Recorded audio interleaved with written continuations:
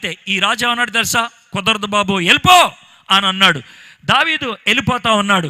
అప్పటికే సౌల్ని చంపాలి అనేటువంటి ఉక్రోషంతో వచ్చాడు కాబట్టి ఏమన్నా సరే చంపేద్దాం అనేటువంటి ఉద్దేశంతో తన దగ్గర ఉన్న సైనికులతో ఏమంటాడు తెలుసా? డై, మనం వెళ్ళిపోదాం సౌలు మీదకి అని అన్నారు.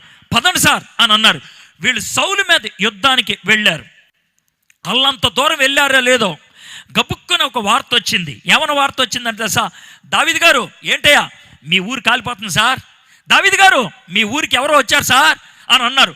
పరిగెట్టుకుంటే వెనక్కి వచ్చాడు. ఇప్పుడు రండి, 1 సమయాలు 30వ అధ్యాయం. పరిగెట్టుకుంటే వెనక్కి వచ్చాడు, వాళ్ళ ఊరి దగ్గరకు వచ్చాడు. వాళ్ళ ఊరి దగ్గరకు వస్తే వాళ్ళ ఊరు మొత్తం తగలబడిపోతుంది.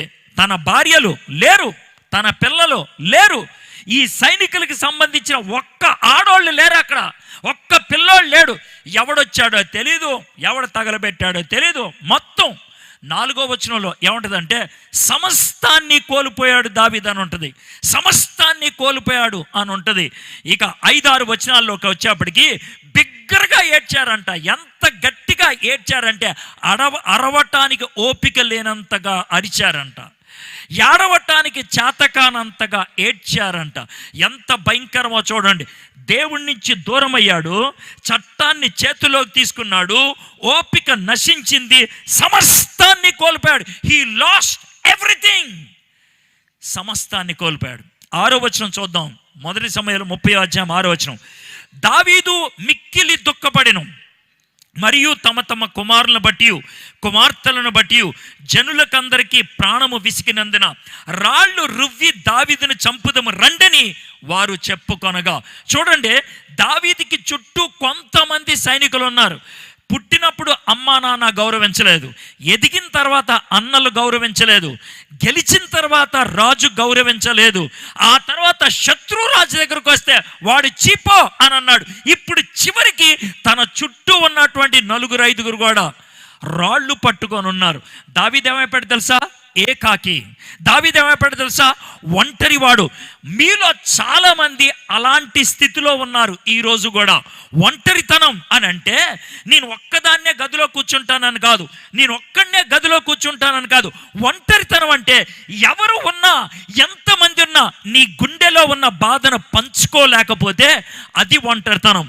నీ సమస్యను చెప్పుకోలేకపోతే అది ఒంటరితనం. చాలా సందర్భాల్లో ఏమంటారు తెలుసా?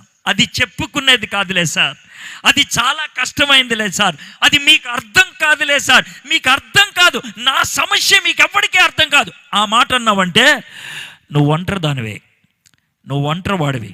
ఏ కారణంతో చెప్పట్లేదు నాకు అనవసరం. దావీదు ఒంటరివాడు అయిపోయాడు. ఎందుకయ్యాడు? ఎవరు చేశారు ఈయన్ని ఒంటరివాడిగా? నేను ఒక్క మాట చెప్తాను, జాగ్రత్త వినండి. దావీదు ఒంటరి అయిపోవడానికి కారణం దేవుడే. అదేంటి సార్, దేవుడు ఎందుకు సార్ ఆయన ఒంటరివాడు చేశాడంటే దేవుడి తపన, దేవుడి కోరిక, దేవుడి ఆశ ఒకటే. దావీదుని ఏ విధంగా అయినా సరే రెస్టోర్ చేయాలి, దావీదుని ఏ విధంగా అయినా తిరిగి నిలబెట్టాలి. దావీదుని తిరిగి నిలబెట్టగలిగేది దేవుడు ఒక్కడే. దేవుడు దావీదుని నిలబెట్టాలంటే దావీదు ఒక పని చేయాలి, దేవుడి వైపు చూడాలి. కానీ దావీదు చూస్తున్నాడా? చూట్లా. శత్రు రాజుల దగ్గరికి వెళ్తున్నాడు, సైనికుల దగ్గరికి వెళ్తున్నాడు, వాళ్ళ దగ్గరికి వెళ్తున్నాడు, వీళ్ళ దగ్గరికి వెళ్తున్నాడు. దేవుడు చెప్పేది ఏంటి తెలుసా? వాళ్ళందరినీ వదిలేసి నా వైపు చూడరా, నీకు సహాయం చేస్తానంటే దావీదు చూడటానికి ఇష్టపడలేదు. మనలో చాలా అలాంటి వాళ్ళు ఉంటారు. దేవుడి వైపు చూడరు, దేవుడి దగ్గరికి రారు, అన్ని ప్రయత్నాలు చేస్తారు. దావీదు ఆ పని చేసి చివరికి ఒంటరివాడైపోయాడు. ఆ ఒంటరివాడిగా ఉన్నప్పుడు రాళ్ళు తీసుకొని వీళ్ళు కొట్టే పరిస్థితి వచ్చినప్పుడు దావీదు ఏం చేశాడంట? 6వ వచనం చివరి భాగం. దావీదు తన దేవుడైన యెహోవాను బట్టి ధైర్యము తెచ్చుకొనెను. అప్పుడు దావీదు దేవుడి వైపు తిరిగాడు. దేవా, నువ్వే నాకు ధైర్యం ఇవ్వాలి, దేవా నువ్వే నాకు ఆశ్రయం, దేవా నువ్వు తప్పించి నాకెవరున్నారు? బహుశా అలా ప్రార్థన చేసి ఉంటారు. దేవుడు అప్పుడు అభయాన్ని ఇచ్చాడు. దావీదు కంగారు పడద్దు, నువ్వెళ్ళు, నీ భార్య పిల్లలు దొరుకుతారు, నువ్వెళ్ళు అని అన్నాడు. అంటే ఎటెళ్ళాలో తెలీదు, ఎవరి దగ్గరికి వెళ్ళాలో తెలీదు, ఎటెళ్ళారో తెలీదు. దావీదు నడుచుకుంటూ వెళ్తున్నాడు, దేవుని మాటను బట్టి వెళ్ళాడు. ఇలా వెళ్తా ఉంటే వీళ్ళంతా అంత దూరంలో ఒక అతనికి దెబ్బలు తగిలి పడిపోయి ఉన్నాడు. గుర్తుపెట్టుకోండి, వీళ్ళు పోయినటువంటి భార్యల్ని ఎత్తుక్కుంటూ వెళ్తున్నారు, శత్రువుల్ని ఎత్తుక్కుంటూ వెళ్తున్నారు, యుద్ధానికి వెళ్తున్నారు. అలాంటి టైంలో ఎవరైనా అటు ఇటు కనబడితే చూడరు. కానీ దేవుని మాట మీద వెళ్తున్నాడేమో దావీదు, దెబ్బ తగిలుంటే అతను చూశారే, అడిగే దెబ్బలు తగిలిని చూడండి అని అన్నారు. వీళ్ళు గబగబా కట్లు కట్టి ద్రాక్షారసం ఇచ్చి కొంచెం ఓపిక వచ్చిన తర్వాత అడిగారు, బాబు నువ్వెవరివి అని. ఆడేమన్నాడు తెలుసా, సార్ నేను అమాలేకుణ్ణి సార్ అని. ఎందుకు ఇక్కడ పడిపోయావు అంటే, ఏమి లేదు సార్, మేమందరం కూడా సైన్యంగా వచ్చి ఇక్కడ ఒక ఊరుందే, ఆ ఊరిని దొల్లగొట్టి ఆ ఊరిని తగలబెట్టి ఆ పిల్లలందరినీ తీసుకొని వెళ్ళిపోయే వాళ్ళం మేమే సార్. అవునా, ఆ ఊరు మాదేనా? వీడికి ఒక్కడికే భయం వేసింది. సార్ ఇప్పుడు నన్ను చంపేస్తారా? లేదు లేదు లేదు, చంపం. మరి ఏంటి? ఒక చిన్న డీల్. ఏంటా డీల్? మా భార్యల్ని ఎక్కడికి తీసుకెళ్లారో చూపించగలుగుతావా? సార్ తప్పక చూపిస్తాను సార్, నన్ను మాత్రం ఏం చేద్దా అని అంటే, అప్పుడు దావీదుని అతను తీసుకెళ్తే, దావీదు తన భార్యల్ని పిల్లల్ని ఎక్కడికి తీసుకెళ్తే దావీదు వాళ్ళ మీద విజయం సాధిస్తే 18వ వచనం చూడండి. ఇప్పుడు 30వ అధ్యాయం 18వ వచనం. ఈలాగున దావీదు అమాలేకులు దోచుకొని పోయిన దానంతటినీ తిరిగి తెచ్చుకొనెను. ఇప్పుడు మీకు అర్థమైంది కదా, 4వ వచనంలో మొత్తం కోల్పోయాడు, 18వ వచనంలో మొత్తం వెనక్కి వచ్చేసింది. ఎందుకు ఈ పాపం జరిగింది, ఎందుకు ఈ కష్టం జరిగింది అని అంటే, దేవుడితో సంబంధం తెగిపోయింది, చట్టాన్ని చేతిలోకి తీసుకున్నాడు, ఓపిక నశించింది. తిరిగి ఎలా పొందగలిగాడు? తిరిగి దేవుని వైపు చూశాడు, దేవుణ్ణి క్షమించమని అడిగాడు, దేవుని చెప్పినట్లు చేశాడు, పోయిందంతా తిరిగి వచ్చేసింది. బాగుంది కదండి. ఇది మొదటిసారి. దేవుడు పోయింది ఇస్తాడా? ఇస్తాడు. దేవుడు సమస్తాన్ని ఇస్తాడా? ఇక్కడ ఇచ్చాడు సమస్తాన్ని.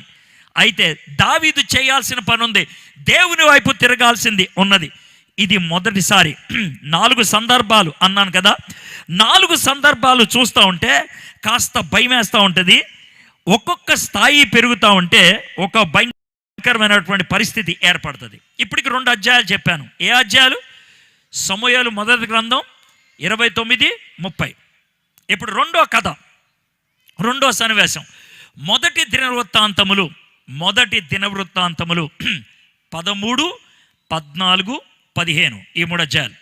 మొదటి దినవృత్తాంతములు 13, 14, 15 ఈ 3 అధ్యాయాలు. ఓకే, ఇప్పుడు ఇక్కడ ఏమన్నదో చూద్దాం.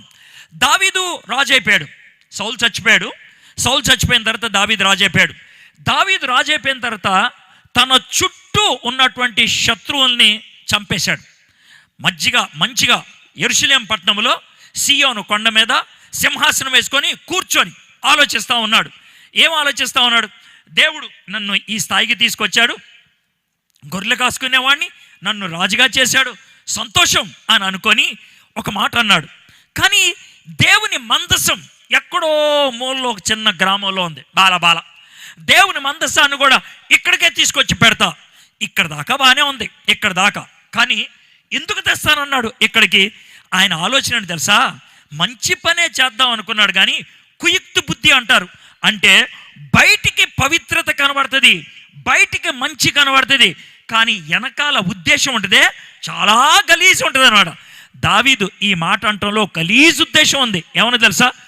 ఒకవేళ కనుక మందసాన్ని తీసుకొచ్చి ఇక్కడ పెడితే అందరూ కూడా మందసం చూడటానికి వస్తారు, అందరూ కూడా దేవుడిని దర్శిస్తానికి వస్తారు. వచ్చిన వాళ్ళు పక్కనున్న నాకు స్థలం కొట్టేళ్తారు కదా. కాబట్టి ఆ మందసం వస్తే ఎవరికి పేరు పెరుగుద్ది? నాకు. ఎవరికి పాపులారిటీ వస్తుంది? నాకు. ఎవరి దగ్గరికి ఎక్కువ దర్శించే వాళ్ళు వస్తారు? నాకు. ఇది దావీదుకున్నటువంటి మొదటి చెడ్డ బుద్ధి. రెండో విషయంలో, రెండోది ఏం చేశాడు దశ? కొంతమందిని పిలిచాడు, అరే ఒక కొత్త ఎద్దుల బండి తయారు చేయండి రా. ఎందుకు సార్? చెప్పేది వినండి రా, కొత్త ఎద్దుల బండి చేయండి. పాపం వాళ్ళు చేశారు. 2 ఎద్దులు తీసుకురండి, ఎప్పుడు కూడా బండి మొయ్యని ఎద్దులు 2 తీసుకురండి అని అన్నాడు. పాపం వాళ్ళు తెచ్చారు. సార్ ఏం చేద్దాం సార్? ఏమి లేదురా, ఆ ఊరు బయట అక్కడ ఉన్నదే మందసం, ఆ మందసం ఈ ఎద్దుల బండి ఎక్కించి తీసుకురండి అని అన్నాడు. కొత్త ఎద్దుల బండి, ఎప్పుడు వాడనటువంటి 2 ఎద్దులు, దాని మీద ఈ మందసాన్ని పెట్టి ఆ మందసాన్ని తీసుకొస్తా ఉన్నారు. మందసం అంటే మీకు తెలుసు కదా, ఒక చెక్క పెట్టి ఉంటుంది, బంగారంతో పొదుగుతారు పైన కింద. లోన 3 వస్తువులు ఉంటాయి. ఏమేమి ఉంటాయి? మోషే ఇచ్చిన 10 ఆజ్ఞలు ఉంటాయి, అహరోను గారి కర్ర ఉంటుంది, ఒక చిన్న గిన్నెలో దేవుడు అరణ్యములో పోషించినటువంటి మన్నా ఉంటుంది. అయితే ఈ మందసం దేనికి సూచన అంటే దేవుని సన్నిధికి సూచన. దేవుడు నడిపించాడు, దేవుడు మనల్ని నడిపిస్తాడు, దేవుడు అనుగ్రహిస్తాడు అన్నదానికి సూచన. అయితే ఆ మందసాన్ని మోసుకొస్తా ఉంటే జాగ్రత్త వినండి, ఉజ్జా అనేటువంటి ఆయన ఈ మందసం ఈ ఎడ్ల బండి మీద నుంచి కింద పడిపోతుంది. రోడ్డు గతులుగా ఉంటుంది కదా, అది కింద పడిపోతుంటే మనోడు పడిపోకుండా దాన్ని ఇలా పట్టుకున్నాడు. పట్టుకోగానే షాక్కు కొట్టినట్లు కొట్టి ఉజ్జా పడిపోయి చచ్చిపోయాడు. చచ్చిపోతే ఆ టైంలో దావీదు ఏం చేశాడో మనం చూద్దామా?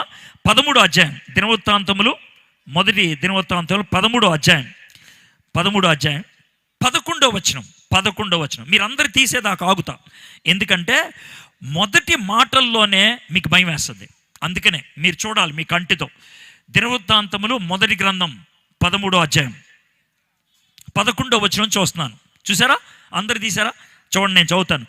యెహోవా ఉజ్జాను వినాశనము చేయుట చూచి దావీదు వ్యాకుల పడెను. మళ్ళీ చదువునా మాట. యెహోవా ఉజ్జాను వినాశనము చేయుట చూచి దావీదు వ్యాకుల పడెను. ఉజ్జా అనేటువంటి ఆయన మందసం పడిపోతుంటే చెయ్యి పట్టుకుంటే పెట్టే ఆపితే ఆయన్ని చంపేసింది ఎవరంట?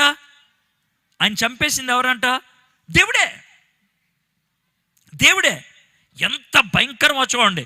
ఏంటి సార్, ఈ దేవుడు అందుకు అలా చేశాడు? మందసం పడిపోతుంటే కదా ఈయన పట్టుకుంది, ఎందుకు అలా చేశాడు అని అంటే, దేవుడు ఉజ్జాని చంపింది ఉజ్జా మీద కోపంతో కాదు. ఎవరి మీద కోపం? దావీదు మీద. ఎందుకు కోపం? చూడండి, దావీదు 2 భయంకరమైన తప్పులు చేశాడు ఇక్కడ. ఒకటి, తన పేరు కోసం దేవుడు మందసాన్ని తెచ్చుకున్నాడు, ఆల్రెడీ చెప్పా. రెండో తప్పుడు పని ఏంటి తెలుసా? ఆయన మందసాన్ని తీసుకురావడానికి కొత్త ఎద్దుల బండి తయారు చేయటం, కొత్త ఎద్దుల్ని తీసుకురావటం, ఊరేగింపుగా తీసుకురావటం. ఇది ఎవరి పద్ధతో తెలుసా? ఫిలిస్తీన్ల పద్ధతి. ఫిలిస్తీన్లు వాళ్ళ దేవతను తీసుకెళ్లాలంటే కొత్త ఎద్దుల బండిలోనే తీసుకెళ్తారు. వాళ్ళ దేవతను తీసుకెళ్లాలంటే కొత్త ఎద్దులనే వాడతారు. ఈయన కూడా యెహోవా దేవుడి యొక్క సన్నిధిని కొత్త దేవతలాగా చేసి పెట్టాడు. ఎంత ఘోరమో చూడండి. అంటే అన్య ప్రజల యొక్క అలవాట్లు తెచ్చుకొని పెట్టుకున్నాడు దావీదు. అంటే దేవుని పని అన్య పద్ధతిలో చేద్దాం అనుకున్నాడు. దేవుని పని పవిత్రమైన పద్ధతి వదిలిపెట్టేసి ఈ లోకములో మనుషులు ఉపయోగిస్తారే పద్ధతులు, దాన్ని వాడటం మొదలుపెట్టారు. చాలామంది క్రైస్తవులు అలా చేస్తూ ఉంటారు తెలుసా? తిథి నక్షత్రం చూస్తారు, అది క్రైస్తవ పద్ధత కాదు.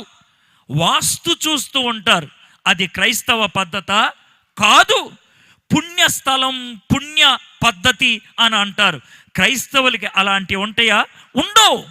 అన్య ఆచారాన్ని తీసుకొచ్చి దేవాలయంలో పెట్టడం, అన్య ఆచారాన్ని తీసుకొచ్చి క్రైస్తవ విశ్వాసంలో పెట్టడం, దేవుడికి కోపం రాదా?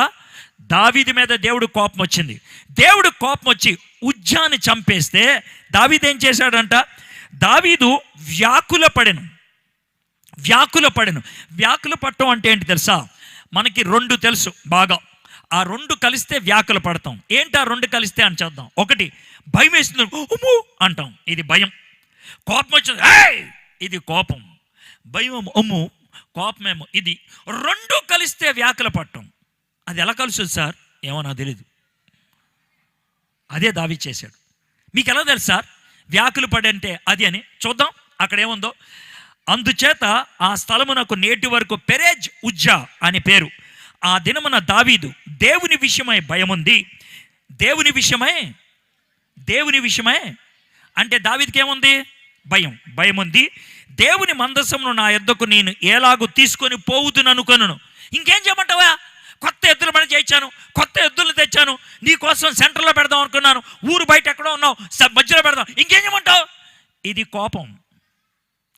భయము కోపం కలిస్తే గనక వ్యాకుల పడటం అంటారు. గుర్తుపెట్టుకోండి, మనం కొన్ని పనులు చేస్తాం, చెడ్డ ఉద్దేశంతో చేస్తాం, చెడ్డ బుద్ధితో చేస్తూ ఉంటాం. అవతలోళ్ళు ఎవరైనా దాన్ని గమనించి ఆ పని అవ్వకుండా చేయటానికి ప్రయత్నం చేస్తే ఎంత కోపగించుకుంటామో తెలుసా? నన్ను ఎందుకు చేయనివ్వు, ఇది మంచి పని కదా. మంచి పనే, కానీ చెడ్డ ఉద్దేశంతో చేస్తున్నావు. మంచి పనే కానీ చెడ్డ పద్ధతిలో చేస్తున్నావు. అయితే ఒక ఆయన చచ్చిపోయాడు, ఉజ్జా. గుర్తుపెట్టుకోండి, మొదటిసారి పాపం చేసినప్పుడు ఎవరన్నా చచ్చిపోయారా? లేదు. మొత్తం పోయిందంతా వెనక్కి వచ్చేసింది. చూసాం కదా, మొదటి సమూయేలు గ్రంథం 29:30 చూసాం లేదా? అయిపోయింది కదా. ఇది రెండో సందర్భంలో ఒకళ్ళు చచ్చిపోయారు లేదా? ఉజ్జా. చచ్చిపోయినాడు మళ్ళీ వస్తాడా? రాడు. అయిపోయింది, ఒకడు చచ్చిపోయాడు. గుర్తుపెట్టుకోండి, రెండోసారి తప్పు చేస్తే శాపం, కష్టం, బాధ పెరిగింది. మొదటిసారి తప్పు చేస్తే పోయిందంతా వచ్చింది. రెండోసారి తప్పు చేస్తే ఒకడు చచ్చిపోయాడు. ఆ ఒక్కడు చచ్చిపోయిన తర్వాత దావీదుకి బుద్ధి వచ్చింది. కళ్ళు తెరుచుకున్నాడు, అమ్మో వీడు చచ్చిపోయాడని. దేవా నేను తప్పు చేశా అని యాజకుల్ని పిలిచి అంటాడు, అరే మందసం మోయాల్సింది మీర్రా, ఎందుకు మోయలేదు? సార్ వాళ్ళని ఎవరన్నా మీరు మోయమన్నారు కదా, తప్పు నాది. దేవుడు స్పష్టంగా చెప్పాడు, మందసాన్ని కహాతీలు మాత్రమే మొయ్యాలని. నేను అడ్డుకున్నాను, తప్పు నాది, మీరు మొయ్యండి అని అంటే మందసం చేరాల్సిన చోటుకు వచ్చింది, పని అయిపోయింది. కానీ చచ్చిపోయిన ఉజ్జా వెనక్కి వచ్చాడా? రాలా. గుర్తుపెట్టుకోండి, పదే పాపం చేస్తే పవిత్రత వెనక్కి రావచ్చు, దేవునితో సంబంధం తిరిగి పొందొచ్చు, కానీ కొన్ని నష్టాలు మనం అనుభవించాల్సిందే. దావీదు ఒక వ్యక్తిని పోగొట్టుకున్నాడు. ఇది రెండోది. ఇప్పటికి 2 సందర్భాలు చెప్పాం. మొదటిది, దేవునితో సంబంధం కోల్పోయాడు, చట్టాన్ని చేతిలో తీసుకున్నాడు, ఓపిక నశించింది, చంపడానికి వెళ్ళాడు, సమస్తాన్ని కోల్పోయాడు. దేవుని వైపు తిరిగాడు, దేవుడు సమస్తాన్ని తిరిగి అనుగ్రహించాడు. ఇది మొదటిది. రెండోది, మంచి పని చేద్దాం అనుకున్నాడు, చెడ్డ ఉద్దేశంతో మంచి పని చేద్దాం అనుకున్నాడు, చెడ్డ పద్ధతిలో. ఒక వ్యక్తి చచ్చిపోయాడు, కళ్ళు తెరుచుకున్నాడు, దేవుడి వైపు తిరిగాడు, దేవుడు క్షమించాడు, కానీ చచ్చిపోయిన వ్యక్తి మళ్ళీ రాలేదు. ఇప్పుడు 3వ సంఘటన చూద్దాం. 2 సమూయేలు 11-12 అధ్యాయాలు. 11-12 అధ్యాయాలు. ఇప్పటికి ఎన్ని అధ్యాయాలు చెప్పాను మీకు? ఎన్ని? 7 అధ్యాయాలు. మొదటి దానికి 2 అధ్యాయాలు, 29-30 మొదటి సమయాలు. రెండో దానికి 3 అధ్యాయాలు, దినవృత్తాంతములు మొదటి గ్రంథము 13, 14, 15. మూడో దానికి 2 అధ్యాయాలు, సమయాలు 2వ గ్రంథము 11, 12 అధ్యాయాలు. ఇక్కడ ఏం జరిగిందో స్టోరీ చెప్తాం. ఓకే, ఇది చాలాసార్లు మీరు విన్నదే, చాలా ప్రసంగాలు కూడా వినుంటారు. దావీదుకి 50 దాటింది, 50 ఏళ్ళు దాటిపోయింది. తాను సింహాసనాన్ని స్థాపించేశాడు, చక్కగా స్థిరంగా ఉన్నాడు. బాగా స్థిరంగా ఉన్నప్పుడు రాజులు చేసే పని ఏంటంటే, సంవత్సరంలో కొన్ని నెలలు పొలిమేరలకు వెళ్ళి శత్రువులు ఎవరన్నా పొంచున్నారా, ఎవరన్నా లోనకు వస్తున్నారా, వాళ్ళ గురించి చూడాలి అనేటువంటి డ్యూటీ చేస్తారు. అది వాళ్ళ డ్యూటీ, అది వాళ్ళ పని. కానీ దావీదు ఏం చేశాడంటే ఆ పని మీద వెళ్ళలేదు. ఏదో నెప్ప వేసుకొని నాకు ఒంట్లో బాగాలేదురా, నేను టైర్డ్ అయిపోయానురా, నేను ఇంట్లో ఉంటానురా అని ఉండిపోయాడు. గుర్తుపెట్టుకోండి, మనకో పని ఉన్నప్పుడు, మనకో బాధ్యత ఉన్నప్పుడు అది చెయ్యకుండా ఉంటే, చెయ్యాల్సిన పని చెయ్యకపోతే చెయ్యకూడని పని చేయడం మొదలు పెడతాం. దావీదు పని అదే. చేయాల్సిన పని చేయలేదు, యుద్ధానికి వెళ్ళలేదు, చేయాల్సిన పని చేయలేదు, భద్రతను చూడటం మానేశాడు. ఇంట్లో కూర్చున్నాడు, ఏం తొయ్యకపోతే మేడ మీద తిరుగుతున్నాడు. సాయంత్రం అల్లంత దూరంలో ఒక అమ్మాయి స్నానం చేస్తుంది. అమ్మాయి పేద్ది, కనీసం ఆమె బాత్రూమ్కి పైన రేక్ కూడా లేదు. పైన నుంచి చూశాడు, అమ్మాయి స్నానం చేస్తుంది, పక్కకు వచ్చేయచ్చు కదా, రాలా, అక్కడే ఉన్నాడు. కిందకు వచ్చాడు. మరీ కుర్రోడు ఏమనుకోవద్దు, ఆయన చాలా ఉడుకు రక్తం అని ఏమనుకోకర్లా. 53 ఏళ్ళు అని పండితులు చెప్తూ ఉంటారు. ఆ వయసులో జరిగింది ఇది. ఆ అమ్మాయిని వచ్చిన తర్వాత ఆ అమ్మాయిని పిలిపించుకున్నాడు. రాజుగారు పిలిచారు కదా, చేతులు కట్టుకొని నడిచింది, పదవే బెడ్రూమ్లోకి అన్నాడు. రాజుగారు పిలిచారు కదా, వెళ్ళిపోయింది. ఆ అమ్మాయిని వాడేశాడు, పాడి చేశాడు. పచ్చి భాషలో చెప్పాలంటే రేప్ చేశాడు. ఆ అమ్మాయిని రేప్ చేయడానికి బట్టలేమీ చింపలేదు, కానీ ఆమె గుండెను మాత్రం చింపాడు. ఆమెకు ఇష్టం లేదు దావీదుతో పడుకోవటానికి. ఎందుకు? ఆమెకు భర్త ఉన్నాడు, కానీ ఇలా చేశాడు. అయిపోయిన తర్వాత జాగ్రత్త వినండి, బైబిల్లో కొన్ని విషయాలు వర్ణిస్తూ ఉంటే నాకు భయం వేస్తూ ఉంటుంది. పరిశుద్ధాత్ముడు ఎందుకు ఇలాంటి వర్ణన తీసుకొచ్చాడని. దావీదు ఆ అమ్మాయిని పాడు చేసిన తర్వాత ఏమంటాడు తెలుసా? ఏయ్ స్నానం చేసి ఇక్కడ వెళ్ళు, స్నానం చేసి వెళ్ళు అని. యూదుల పరిభాషలో స్నానం చేయటం అంటే ఏంటో తెలుసా? శుద్ధీకరణ. నీ పాపాన్ని ఇక్కడ కడిగేసుకొని వెళ్ళిపో, నీ పాపాన్ని ఇక్కడ కడిగేసుకొని వెళ్ళిపో. ఆ విధంగా కడుక్కుంటే పోయే పాపం అది, కడుక్కుంటే పోయే పాపం అది. చాలామంది కుర్రోళ్ళు అలాంటి పనే చేస్తూ ఉంటారు. వాళ్ళు చేసినటువంటి తప్పు కడుక్కుంటే పోతుంది అని అనుకుంటారు. మీలో కొంతమంది తప్పుడు వీడియోలు చూస్తూ ఉంటారు. ఈ లాక్డౌన్ టైంలో ఇంటర్నెట్ యొక్క అలవాటు ఎక్కువైంది, ఇంటర్నెట్ వినియోగం ఎక్కువైంది. TV9 వాడు ఏమని చెప్తాడు తెలుసా? ఈ లాక్డౌన్ టైంలో ఇంటర్నెట్ ఉపయోగించేవాళ్ళు చాలా ఎక్కువ మంది అయినారు. అయితే ఇంటర్నెట్ దేనికోసం ఎక్కువ ఉపయోగిస్తున్నారు అని అంటే, వాడిచ్చిన నివేదిక ఏమన్నాడు తెలుసా? 90% ఇంటర్నెట్ 100 యూనిట్లు ఉంటే 90 యూనిట్లు దేనికోసం వాడారు తెలుసా? బ్లూ ఫిల్ముల కోసం వాడారంట. చూడకూడనటువంటి అశ్లీల చిత్రాలు, చూడకూడనటువంటి విషయాలు. కుర్రోళ్ళు చేసే పని ఏంటంటే చూడకూడని వీడియోలు చూసి, చూడకూడనటువంటి దృశ్యాలు చూసి అయిపోయిన తర్వాత డిలీట్ నొక్కేసి, ఎవడికి తెలియదులే. ఇది మీరు చేసేది. అమ్మాయిలతో చాట్ చేస్తారు, అబ్బాయిలతో చాట్ చేస్తారు. చాట్ చేసి డిలీట్ కొట్టి, అమ్మా నేను ఎవరితో చేయట్లేదు, చూడు నేను ఎవరితో చేయట్లేదు. ఎన్ని అబద్ధాలు ఆడుతూ ఉంటారు.